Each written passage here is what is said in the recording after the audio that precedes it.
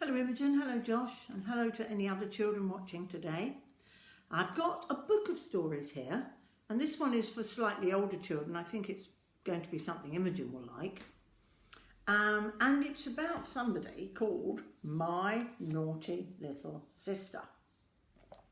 I read these when I was little and I really liked them. And if you are a beginning to read person, I think you would be able to read these yourself. And I think they're great fun. So I'm going to read you the first story in this book, and it's called Going Fishing. A long time ago, when I was a little girl, I had a sister who was littler than me.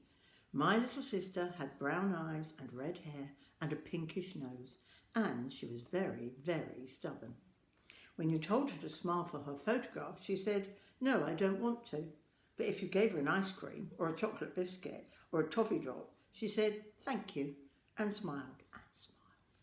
So you must try to imagine her with a chocolate biscuit and an ice cream and a toffee drop so that you can see her at her very, very best.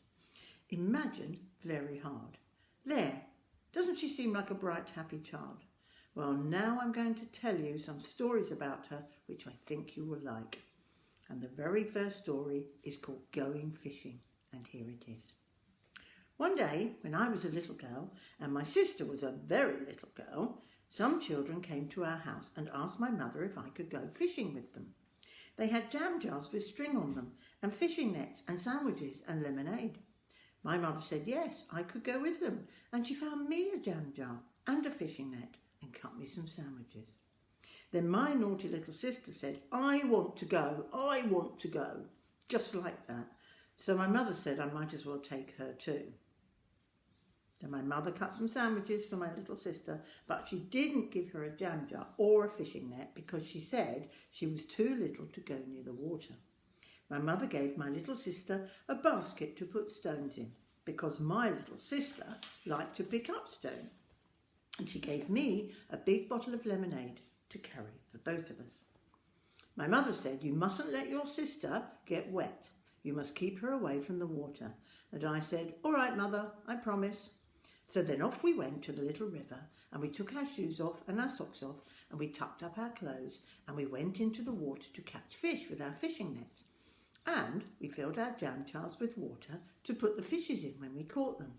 And we said to my naughty little sister, "You mustn't come, you'll get wet." Well, we paddled and fished, but we didn't catch any fish at all. Not one little tiny one even. And then a boy said, "Look, there's your little sister in the water." And do you know, my naughty little sister had walked right into the water with her shoes and socks on, and she was trying to fish with her little basket. I said, "Get out of the water," and she said, "No." I said, "Get out at once," and she said, "I don't want to." I said, "You'll get all wet," and she said, "I don't care." Wasn't she naughty? So I said, "I must fetch you out then," and my naughty little sister tried to run away in the water, which is a silly thing to do because she fell down and got all wet. She got her frock wet, and her petticoat wet, and her knickers wet, and her vest wet, and her hair wet, and her hair ribbon all soaking wet. Of course, I told you about her shoes and socks were wet before. And she cried and cried. So we fetched her out of the water and we said, "Oh dear, she will catch a cold." And we took off her wet frock and her wet petticoat and her wet knickers and her wet vest and her wet hair ribbon and her wet shoes and socks, and we hung all the things to dry on the bushes in the sunshine. And we wrapped my naughty little sister up in a woolly cardigan. My little sister cried and cried. So we gave her the sandwiches and she ate them all up. She ate up her sandwiches and my sandwiches and the other children's sandwiches, and she cried. And then we gave her the lemonade and she spilled it all over the grass, and she cried and cried. And then one of the children gave her an apple, and another of the children gave her some toffees. And while she was eating these, we took her clothes off the bushes and ran about with them in the sunshine until they were dry. When her clothes were quite dry, we put them all back on her again, and she screamed and screamed because she didn't want her clothes on anymore. So I took her home, and my mother said, "Oh, "You've let your little sister fall into the water." And I said, "How do you know?" "Because we dried all her clothes." And my mother said, "Ah, but you didn't iron them." My little sister's clothes were all crumpled and messy. And then my mother said I should not have any sugary biscuits for supper because I was disobedient, only bread and butter. And she said my little sister must go straight to bed and have some hot milk to drink.